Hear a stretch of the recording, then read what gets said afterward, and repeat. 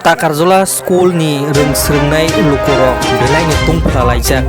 headmaster Monoranjan Debroma transfer ongnanai tongkha hinui khanawi chirik morok onglai lahar achoklaikha Takarjola school rongsrungnai rok. O Takarjola o rongsrungui tongnai lukurok o headmaster no transfer khaike hingke poraya karnai rongsrungmani yakarnai hinui chirik morok onglai tongmani khanawi SDM phaiui naiphaika tei o school ni rongsrungnai lukurok bai kok salaikha.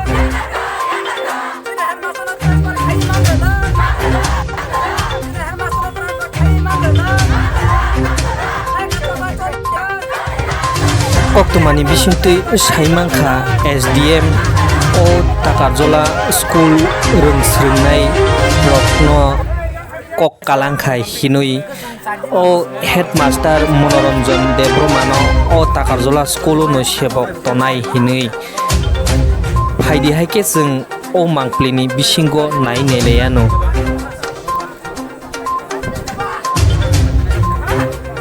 O Takarjola school rongsrungnai rok tei SDM phaifano borok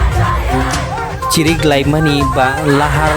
achoklaimani lahar kasolaimani thakliya borok o je khapano o Monoranjan headmaster no o Takarjola school o headmaster naraknani nangnai hinui chirkhoklai tongkha haini bagui SDM tei kok marukha norokni Monoranjan Debroma headmaster o Takarjola school no sebok tongnai hinui phaidi haike jeng o mangplini bisingo kisa mangpli tongmano nai naileyano. Au phaidi haike jeng nai naileyano o mangplini bisingo SDM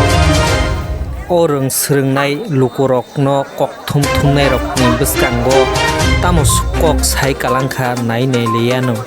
Nai tungdi soyakarui Gumuti TV.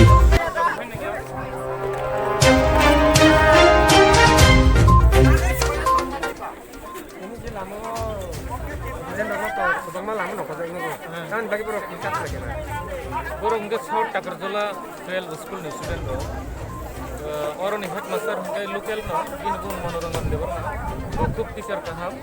as a headmaster as a local bosre ro kaham ko guide thiyo ebong o school ni madhyamik ni class 12 ni 5% ro khub kaham obviously borok bonoro nainyo sungbo as a tibrasa boro tongin chai thedi sungbo nayo ebono transferable job le government ko